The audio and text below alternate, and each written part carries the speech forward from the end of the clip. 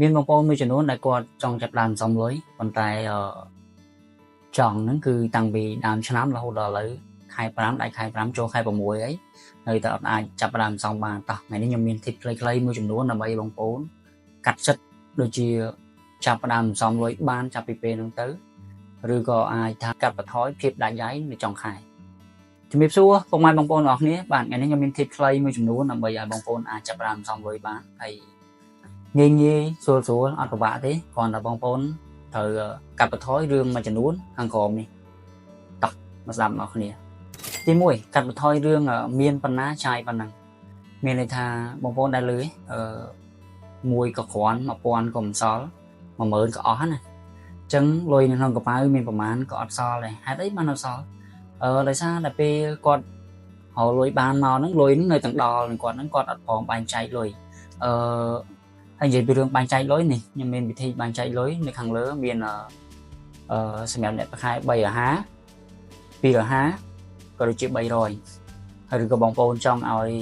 ខ្ញុំបែងចែកឲ្យសម្រាប់ពាក់ខែប្រហែលទៀតអាច comment ខាងក្រោមដើម្បី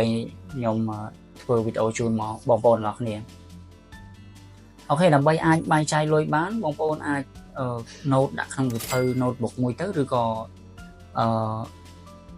ក្នុងទូរស័ព្ទដៃក៏បានឬក៏កុំព្យូទ័រឬក៏អាចទិញសៀវភៅដែលគេលក់នៅតាមអនឡាញណាលើ Facebook ឬ TikTok អីផ្សេងឬក៏មួយទៀតនៅក្នុង app ABA ឥឡូវយើងអាចមានមុខងារវិភាគបងប្អូនអាចចូលទៅ update ទៅមានមុខងារវិភាគនេះដូចខ្ញុំនេះអញ្ចឹងនៅក្នុងមុខងារវិភាគហ្នឹងបងប្អូនអាចមើលទៅថាលុយបងប្អូនចាយទៅលើអីខ្លះហើយចំណូលប៉ុន្មានចំណាយប៉ុន្មានគឺមាននៅក្នុងហ្នឹងហ្មងចាំបងប្អូនអាចងាយស្រួលឥឡូវសម័យ digital វាជាជំរើសរបស់បងប្អូនចង់ប្រើមួយណាក៏បានដែរអូខេតោះទី2កាត់បន្ថយការចំណាយដែលមិនចាំបាច់មកដល់ចំណុចនេះបងប្អូនប្រកាសជាឆ្ងល់ហើយថាអូចំណាយមួយណាដែលចាំបាច់ហើយចំណាយអីទៅដែលហៅថាចំណាយដែលមិនចាំបាច់ដើម្បីដឹងថាចំណាយណាដែលចាំបាច់ហើយចំណាយណាដែលមិនចាំបាច់បងប្អូនមុននឹងទិញអីមួយបងប្អូនប្រើវិធីសាស្ត្រពន្យា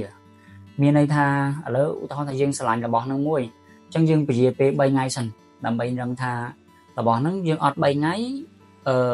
យើងនៅតែអាចទៅធ្វើការបាននៅតែអាចទៅរកស៊ីបាននៅតែអាចរកបានធម្មតាអត់អូខេបើពន្យាពេល3ថ្ងៃហើយនៅតែអូខេអញ្ចឹងយើងពន្យាថែមអាទិត្យទៀតពន្យាថែមអាទិត្យទៀតនៅតែអូខេអញ្ចឹងយើងចាប់ដើមពន្យាថែមទៅដល់កន្លះខែហើយកន្លះខែនៅតែអូខេទៀតអូខេមានន័យថាបងប្អូនអាចរំសាយចិត្តពីរបស់ហ្នឹងមួយបានហើយអញ្ចឹងយើងចំណេញពីការទិញរបស់ហ្នឹងមួយអញ្ចឹងមានន័យថារបស់ហ្នឹងគឺអត់ចាំបាច់សម្រាប់យើងទេហើយរបស់ដែលចាំបាច់ហ្នឹងeasy ដូចជាបាយបងប្អូនអត់បានឬក៏អាចថាយានជំនិះម៉ូតូឬក៏អីចឹងបងប្អូនអាចថាត្រូវការវាខ្លាំងបំផុតដើម្បីទៅធ្វើការឬក៏ទៅរកស៊ីអីផ្សេងអត់វាយើងទៅអត់កើតអាហ្នឹងអូខេយើងចាប់ផ្ដើមទិញចុះយើងចាប់ផ្ដើមបំលុះឬក៏អីផ្សេងតាមលទ្ធភាពជាក់ស្ដែងរបស់បងប្អូនគ្រាន់តែថាខ្ញុំលើកទឹកចិត្តឲ្យបងប្អូនជាយាមកុំឲ្យទិញរបស់ហ្នឹងម៉ូតូក៏ដោយអីក៏ដោយជាយាមទិញវាឲ្យវាសាមមូឬក៏សាមតលជាមួយនឹងចំណូលរបស់យើងកុំព្យាយាមទិញវាទៅតាមអារម្មណ៍កុំព្យាយាមទិញវាដើម្បីទៅអួតអ្នកដទៃលើសពីសមត្ថភាពរបស់យើងណាអញ្ចឹងបងប្អូនព្យាយាមធ្វើម៉េច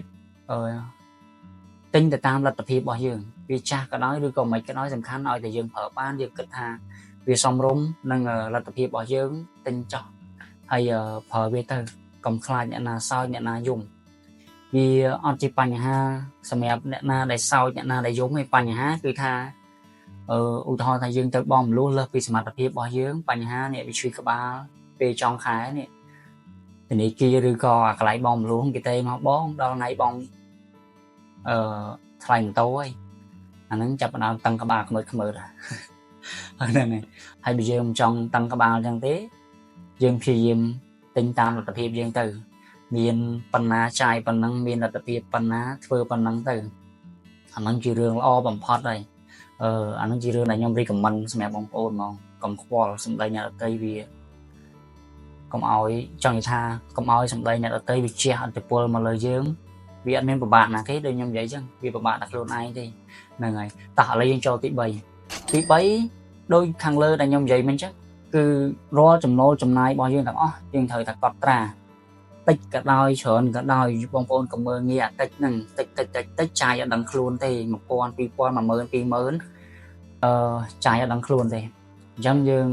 ដើម្បីគ្រប់គ្រងចំណាយរបស់យើងបានហ្នឹងគឺយើងត្រូវតែកត់ទាំងអស់ list down មកអីដែលយើងចាយអីដែលយើងចំណាយ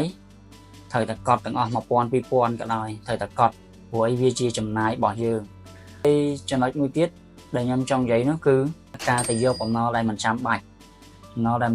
ងវាស្តៀងនឹងអារឿងចាយដែលចំណាយអត់ចាំបាច់ដូចគ្នាពេលខ្លះទូរស័ព្ទមានប្រើហើយឬក៏ម៉ូតូមានជិះហើយចង់ហឺហាចង់លយទៅខ្ចីគេទិញម៉ូតូខ្ចីគេទិញរបស់អីផ្សេងឬក៏អាចថាទៅទិញលើសពីលទ្ធភាពរបស់យើងទៅបងមលោះអញ្ចឹងអាហ្នឹងឯងជាបំណុលដែលមិនចាំបាច់សម្រាប់បងប្អូនអញ្ចឹងដូចខ្ញុំនិយាយអញ្ចឹងយើងមានលទ្ធភាពប៉ុណ្ណាយើងព្យាយាមធ្វើទៅតាមលទ្ធភាពរបស់យើងបើយើងមិនពេញចិត្តបើយើងមិនទាន់ស្រឡាញ់ប្រាក់ខែរបស់យើងពីអាហារឬក៏300ហ្នឹងទេយើងចាប់ផ្ដើមអភិវឌ្ឍខ្លួនឯង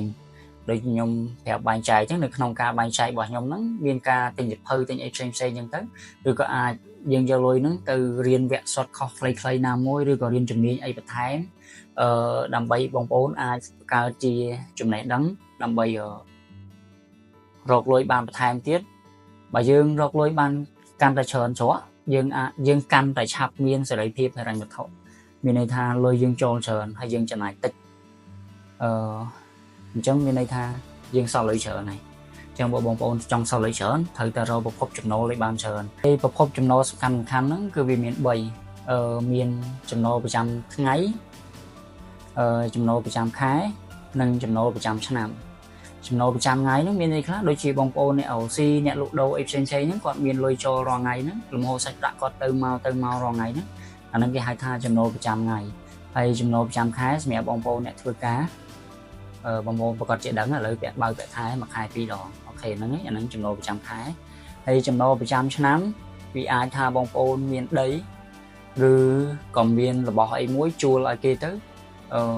ដាក់ជាឆ្នាំឬក៏អីចឹងទៅដូចជា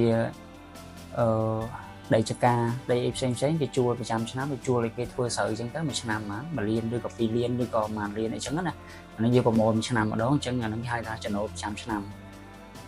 អូខេហ្នឹងហើយថ្ងៃនេះខ្ញុំមានប៉ុណ្ណឹងបងប្អូនសង្ឃឹមថាបងប្អូនពេញចិត្តនឹងវីដេអូហ្នឹងកុំភ្លេចជួយចែកម្លែកបន្តផងហើយជួយ like និង follow page ក៏ដូចជា TikTok ខ្ញុំដាក់ profile TikTok ខ្ញុំនៅនេះបងប្អូនជួយ like និង follow ដើម្បីទទួលបានចំណេះដឹងបន្ថែមទៀតសម្រាប់បងប្អូនមានអីបន្ថែមជួយ comment ខាងក្រោមឲ្យខ្ញុំដឹងផងដើម្បីខ្ញុំធ្វើវីដេអូបន្តទៀតជូនទៅកាន់បងប្អូនអរគ្នាអរគុណច្រើនជំរាបលា